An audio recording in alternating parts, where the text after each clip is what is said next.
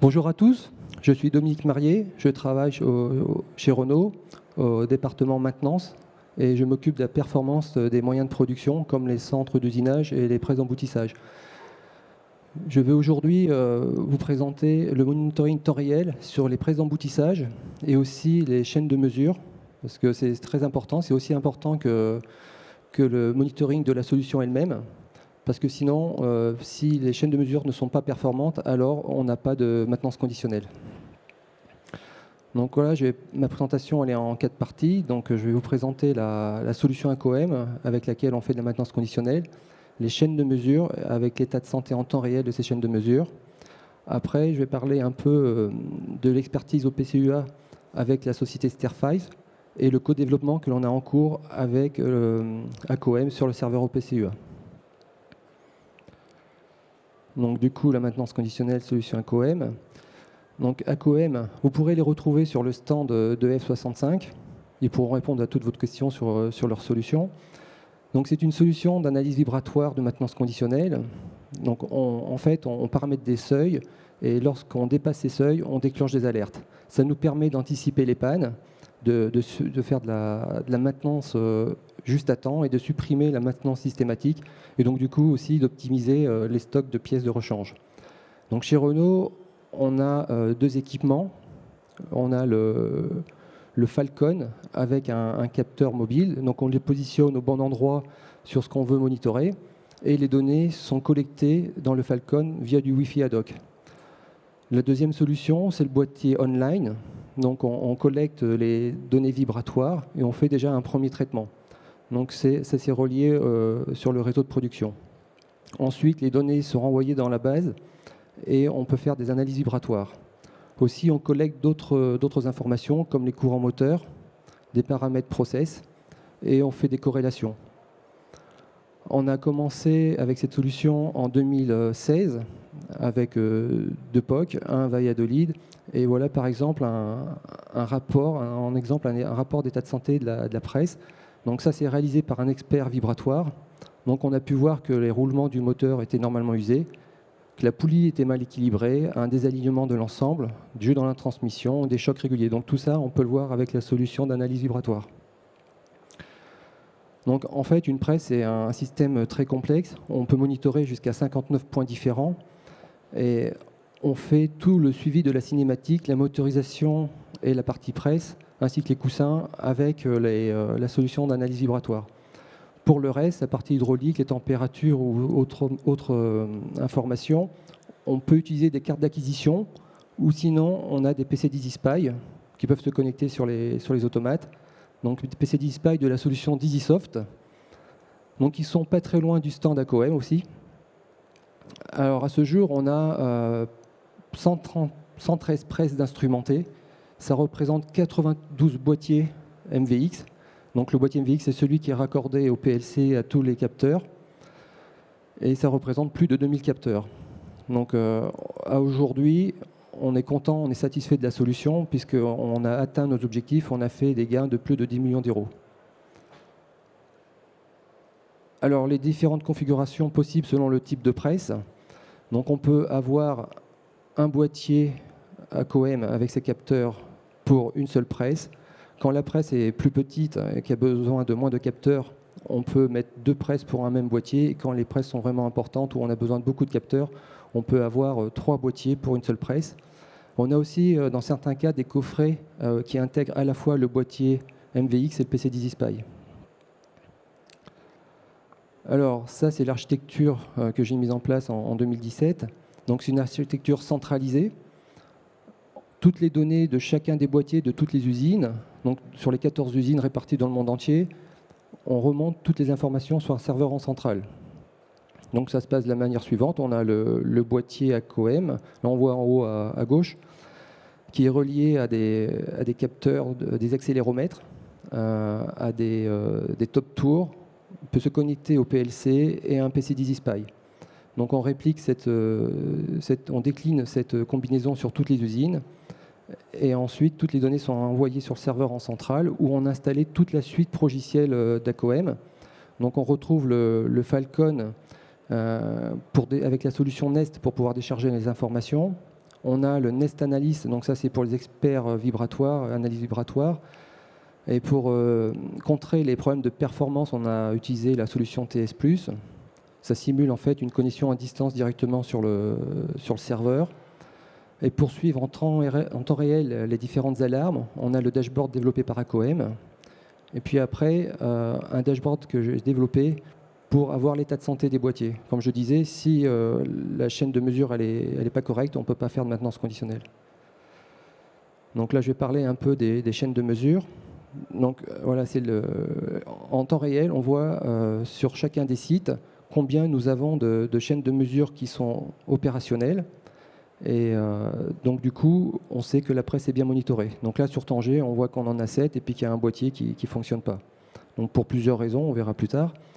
Donc là, on voit qu'on a 84%, en haut à droite, 84% des chaînes de mesure qui fonctionnent, donc qu'il y a de la maintenance conditionnelle qui est opérationnelle. Il faut savoir quand on a commencé, quand j'ai mis en place cette solution, c'était en 2020, on avait à peine 60% de taux de service sur ces chaînes de mesure. Et après, on a un taux de service aussi des capteurs. Là, on est à quasiment 99%, et quand on a commencé, c'était à peine 80%.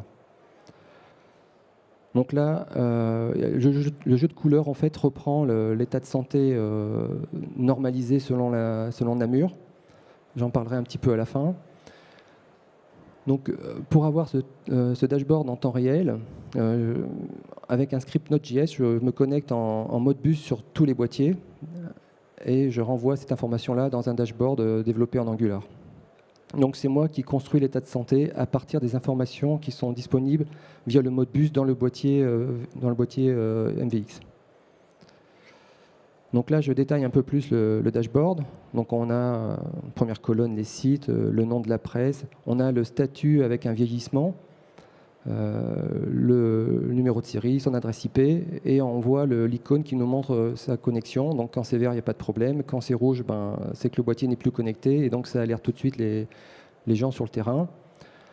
Ensuite, on a ce que je disais tout à l'heure, pour avoir des informations complémentaires, on a le DisySpy. Donc, quand le statut est vert, c'est parfait. Quand c'est rouge, le DisySpy n'est pas connecté, donc aussi, il faut aller voir ce qui se passe.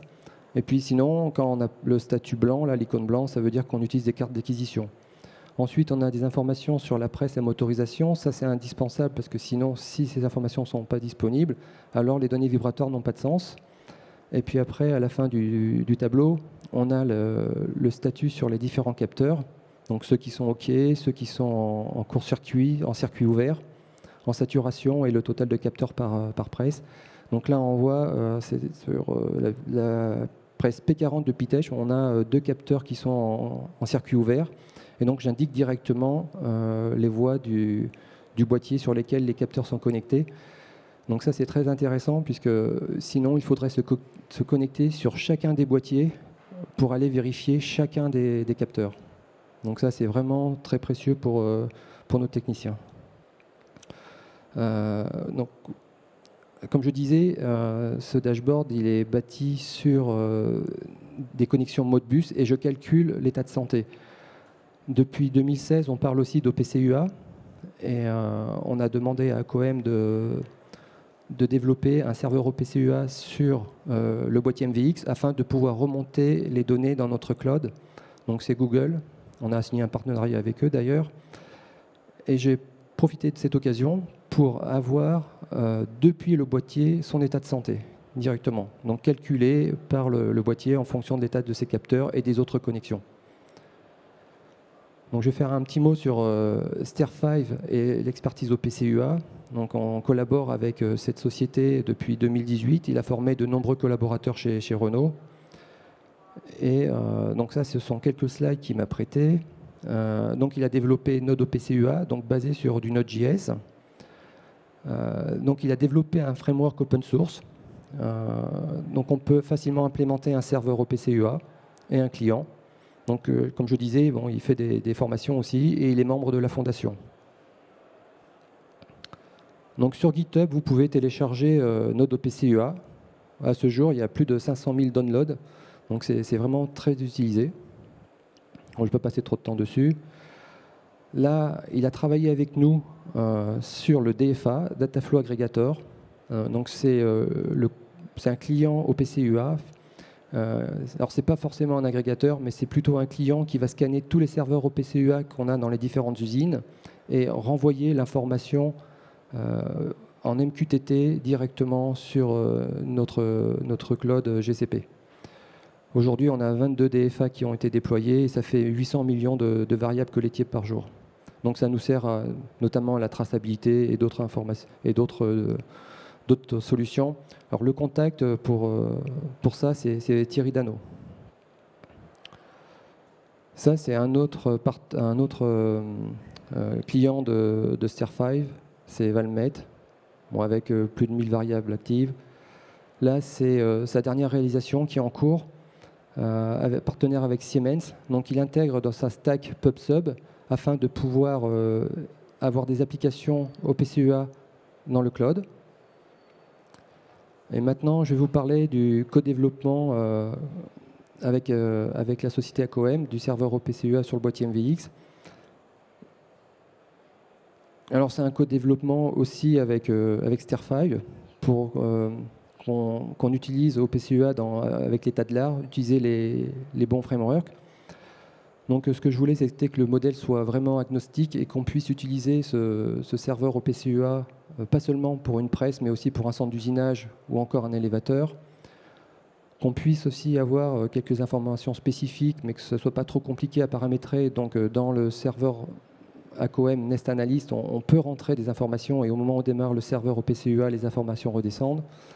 Et d'un point de vue sécurité, il n'y avait pas besoin de grand-chose, simplement un user mot de passe pour accéder en lecture. Hop. Donc là, ça va être la nouvelle architecture qu'on va mettre en place. Donc en haut à gauche, on voit qu'on a un élévateur, en bas une presse et puis à droite un centre d'usinage. Donc j'ai installé le serveur OPC-UA sur les 3 boîtiers MVX de chacun de ces moyens de production. Et à partir dans 15 jours, je vais travailler avec Stir5 pour développer le client OPC-UA pour remonter les informations collectées par les boîtiers ACOM. Ensuite, on va avoir un serveur OPC-UA, un serveur d'agrégation où on va intégrer des règles métiers. Et ensuite, on aura encore un autre client pour pouvoir alimenter à la fois le dashboard, ou sinon on peut se connecter directement avec UA Expert sur les serveurs OPC-UA. Et puis là, on voit le DFA. On peut se connecter sur le serveur OPC-UA pour remonter les informations dans GCP. Donc là, en ce qui me concerne, ça va être des informations sur l'état de santé des boîtiers. Donc je pourrais historiser la donnée et avoir des rapports statistiques sur les performances des boîtiers par usine. Mais aussi, on pourra envoyer les informations vibratoires et puis on verra ce qu'on pourra faire avec. Donc là, OPC-UA, ça fonctionne toujours de la même façon. Hein, c'est un couple serveur-client pour remonter les informations à tous les niveaux. Donc on voit au milieu, là, la UA Expert, on voit que j'ai connecté les 3 serveurs OPC-UA de chacun des boîtiers. Donc aussi, OPC-UA, c'est très structurant et on a utilisé la spécification Device Integration qui automatiquement importe un modèle de données qui décrit le boîtier. Donc on a le manufactureur, son état de santé, on a plein d'informations. Et ce qui est important, c'est l'état de santé, le paramètre état de santé que je voulais câbler avec Namur N907, donc qui permet de qualifier l'état de santé selon un standard. Donc en fait, c'est le boîtier qui va calculer son état en fonction des informations qu'il reçoit de ses capteurs, si c'est en court-circuit ou si c'est en circuit ouvert. Donc là, c'est une planche où on a sur la partie gauche la vue générique avec UA Expert. Donc on voit les propriétés et les paramètres. Et il n'y a aucun effort de développement avec Device Integration. Même dans UA Expert, on a une vue intégrée. Et dès que les informations sont renseignées, ça apparaît automatiquement. Donc là, on voit que c'est la presse de Maubeuge. On voit que le manufactureur, c'est ACOM France. On voit la version du firmware. Donc voilà. Et puis, une dernière slide pour finir. Donc sur Namur N907, Donc c'est une norme qui permet en fait de classer l'état de santé des boîtiers. Donc le premier, c'est l'état de santé failure. Ça, c'est quand il y a un capteur qui ne fonctionne plus, donc l'information, elle n'est plus correcte. Après, on a out of specification. Ça, c'est quand il y a des capteurs qui sont en saturation, par exemple, et qui renvoient de l'information en dehors de leur plage de fonctionnement. Maintenance required, la chaîne de mesure, elle fonctionne, mais par exemple, il y a le firmware du boîtier à mettre à jour. Et puis le dernier statut, c'est check function. Ça, c'est par exemple quand on modifie la configuration du boîtier, et si on veut prendre en compte cette configuration, il faut arrêter l'acquisition et la redémarrer. Donc voilà, j'ai terminé. Merci de votre attention et bon, si vous avez des questions.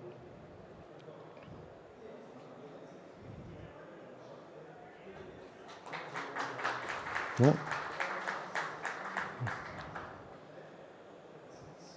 Pas de questions? Oui.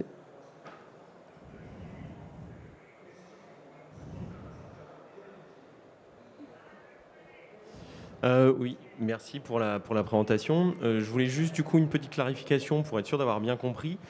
Donc là, ce que vous dites, c'est que depuis 2016 ou là 2020, du coup, le déploiement de l'ensemble du système sur les différentes presses. Voilà. Avant, vous aviez un taux de disponibilité des presses qui était de 60%. Et là, grâce à la mise en place du coup du système vibratoire, vous êtes passé à 84%. C'est ça ? Non, c'est pas ça. Ce que je disais, c'est grâce à la mise en place du système de monitoring des chaînes de mesure, savoir si le capteur fonctionne ou pas.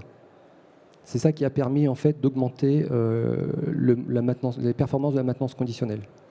Donc là, 84%, c'était le taux de disponibilité des systèmes de mesure. Voilà, parce qu'il y a souvent des réparations à faire, des capteurs, des top tours pour prendre la vitesse. Quand il y a une opération de maintenance, parfois le technicien il va malencontreusement casser un capteur, ou déplacer le top tour, ou casser un câble, et on ne le sait pas forcément. Et les techniciens ce qu'on appelle les technical local leaders sur le vibratoire, ne s'en rendent pas compte.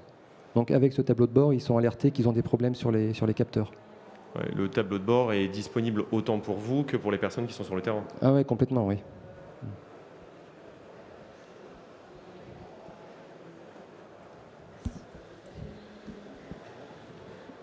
Bon.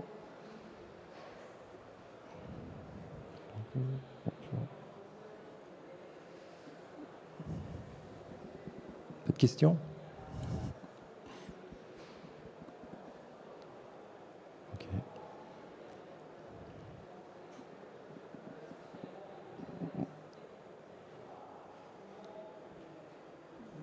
Dans ces cas-là, je crois qu'on peut arrêter. Merci.